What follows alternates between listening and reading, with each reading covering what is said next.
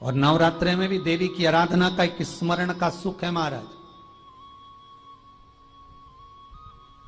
ज्योत का विधान है, नवरात्रे में देवी की ज्योत लगती है, अखंड ज्योति लगती है, जवारे बुआए जाते हैं, कलश लगता है। ज्योत का भी विधान है।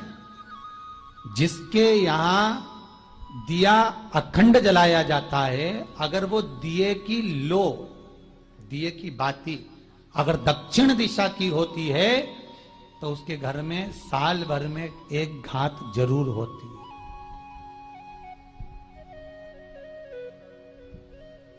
जो दिया अखंड जलता है उसकी बाती का मुख दक्षिण का नहीं होना चाहिए। अगर आपने देवी भागवत का स्मरण करा हो, देवी भागवत को अगर सुना हो, तो देवी भागवत में स्पष्ट किया गया कि पूर्व की ओर मुख करा हुआ दिया, अर्थात पूर्व की ओर ज्योत जो जलाई जाती है वो संपदा की वृद्धि करती है। पश्चिम की ओर मुख कर कर जो ज्योत लगाई जाती है महाराज, वो वैभव को देती है। और उत्तर की ओर जो मुख कर कर ज्योत जलाई जाती है, उत्तर की ओर जो ज्योत का मुख रहता है वो आयु की वृद्धि करती है, घर में अकाल मौत को रोकती है।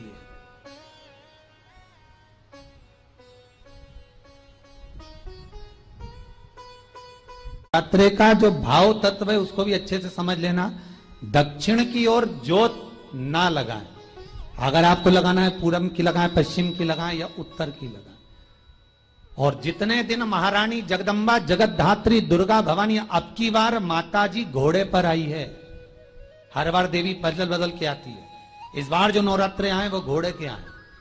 तो घोड़े पर जो देवी जी आती है वो समृद्धि को देने वाली आती है, लक्ष्मी की वृद्धि करने वाली आती है। जैसी घोड़े की रफ्तार होती है उस रफ्तार से लक्ष्मी घर में आती है। तो ये मत सोचना कि कोरोना महामारी ने हमको नीचे गिरा दिया या कोरोना महामारी ने रोक दिया, कमाई के स्रोत रोक दिए, धन रोक दिया। चिंता मत करना। मेरी मां जगत जननी दुर्गा भवानी अब की बार घोड़े पर आई है। साल भर में इतना धन दे देगी कि आपने पीछे के 4 साल में नहीं कमाया होगा, इतनी मेरी मां भंडार भर देगी। ये घोड़े पर आई है, कोई साधारण नहीं हो सकता। देवी भागवत में स्पष्ट किया गया, जब जगदम्बा मगर पर आती है उसका भाव अलग है, और जगदम्बा जब हाथी पर आती है उसका भाव अलग है, और जगदम्बा जब घोड़े पर आती है तो जगत को समृद्धिवान बना देती है, वैभव में कमी नहीं आती। अभी भले दुनिया के लोग अभी रोते हैं कि पैसा नहीं आ रहा, कोरोना महामारी ने सब तोड़ दिया, रोक दिया, पर चिंता ना करना। मेरी मां अगर घोड़े पर आई है तो उसका सुख आपको जरूर मिलेगा। एक जरा सी मिट्टी की दुकान भी अगर आप खोल कर बैठेंगे तो चांदी और सोना के बराबर कमाएंगे, इतना धन देगी वो मां। साधारण नहीं है मेरी माता। तात्विक सुख का आनंद देने वाली, लाभ तत्व प्रदान करने। और नवरात्रे में भी अगर आपकी कोई कामना है, आपकी अगर इच्छा है, आपका मन है, तो जगत जननी की आराधना करो। पति और पत्नी में अगर क्लेश है तो जगदम्बा के मंदिर में मक्खन चढ़ाओ, प्रेम बढ़ जाएगा। आपको लगता है कि पति कोई अन्य स्त्री से लगा हुआ है या परिवार टूट रहा है, तलाक तक पहुंच गया है, तो माता के मंदिर में आप ध्वजा लगवाइए, उस ध्वजा पर मक्खन लगाकर लगवाइए, आपको लाभ मिलेगा। महाराज, यदि आपको लगता है कि बच्चे बहुत ज्यादा अपशब्द बोल रहे हैं, मुंह चला रहे हैं और प्रेम नहीं रख रहे, तो माता के मंदिर में लाल पुष्प, लाल चंदन और लाल चूड़ी मां को समर्पित करिए, प्रेम बढ़ेगा। बच्चा कभी आप जी से कम नहीं बोलेगा, प्रेम की भाषा निकलेगी मुंह से। मां जगतजननी की आराधना, जगदम्बा की उपासना। नवरात्रे में 9 दिन में से कोई एक दिन ऐसा ले लो जिस दिन कन्याओं का भोजन कराओ, साथ में उनको लाल चुनरी ओढ़ाओ या कोई लाल वस्त्र, लाल पूजन की सामग्री उनको दो, सुख मिलेगा, आनंद आएगा। चाहे आप राम कहें, चाहे आप कृष्ण कहें, चाहे आप शिव कहें, चाहे आप भवानी कहें, जो आपकी मर्जी हो।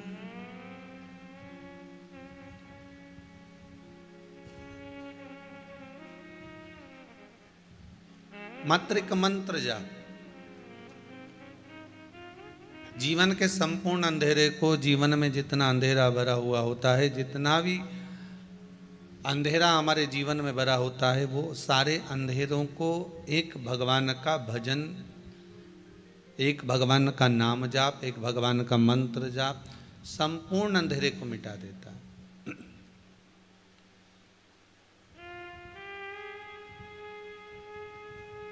मानव का शरीर है, सुख और दुख तो चलना ही है, ये कभी समाप्त नहीं हो सकता।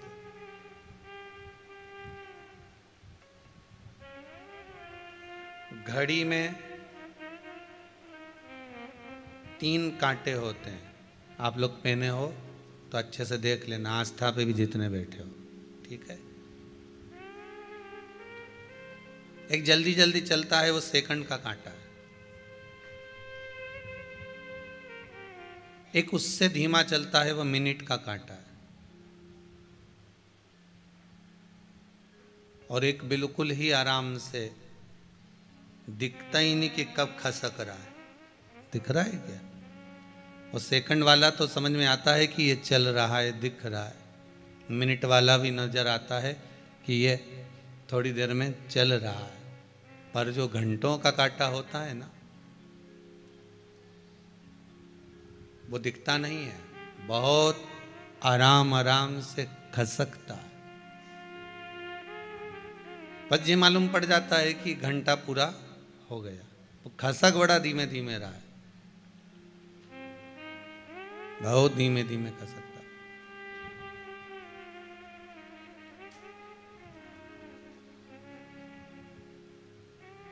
एक सेकंड का है, रफ्तार में चल रहा है। तन, मन और धन, ये 3 कांटे हैं हमारे जीवन में भी।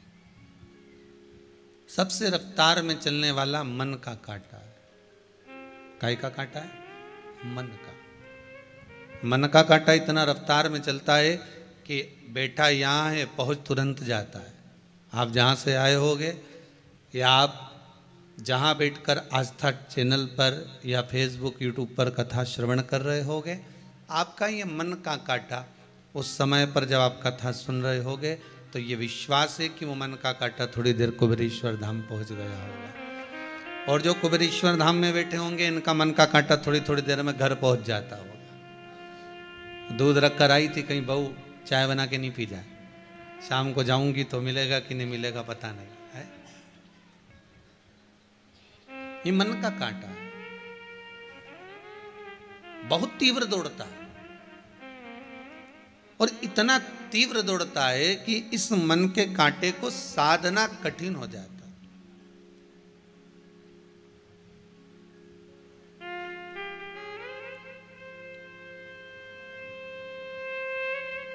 एक बार गुरु नानक देव जी ने एक बार अपनी माता जी से कहा, मां,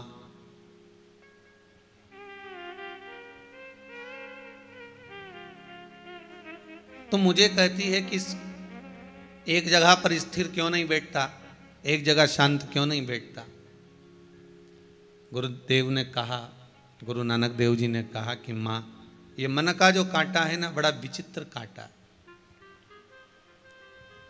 मन बड़ा चंचल है, कैसे तेरा भजन करूं, जितना इसे समझाऊं उतना ही मचल जाता है। ये मन का जो कांटा है ना मां, ये एक जगह टिकता भी नहीं है और बड़ा जल्दी जल्दी चलता है। थोड़ी देर यहां पर है, थोड़ी देर गायब हो जाता है, फिर थोड़ी देर रहता है, फिर थोड़ी देर में गायब हो जाता है। बड़ा विचित्र कांटा, बड़ा विचित्र।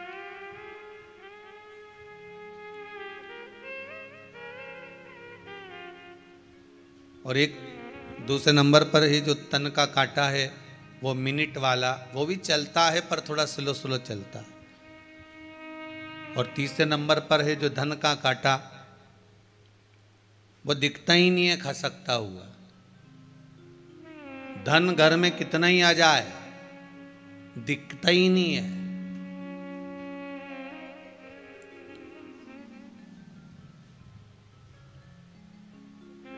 गुरुदेव, मेरा पति कमाता बहुत है पर घर में दिखे ही नहीं, कहाँ चले जाता है, पैसा कहाँ गया नजर ही नहीं आता, कुछ समझ में नहीं आता कि पैसा गया कहाँ, धन गया कहाँ, संपदा गई कहाँ, दौलत गई कहाँ, कहाँ रखिया है इसको, कहाँ रख दिया इसको, वो धन का कांटा नजर ही नहीं आ रहा।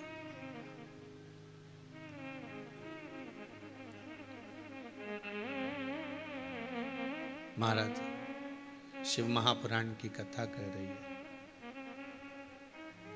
शंकर की कथा कह रही है, धन का जो कांटा है एक खसक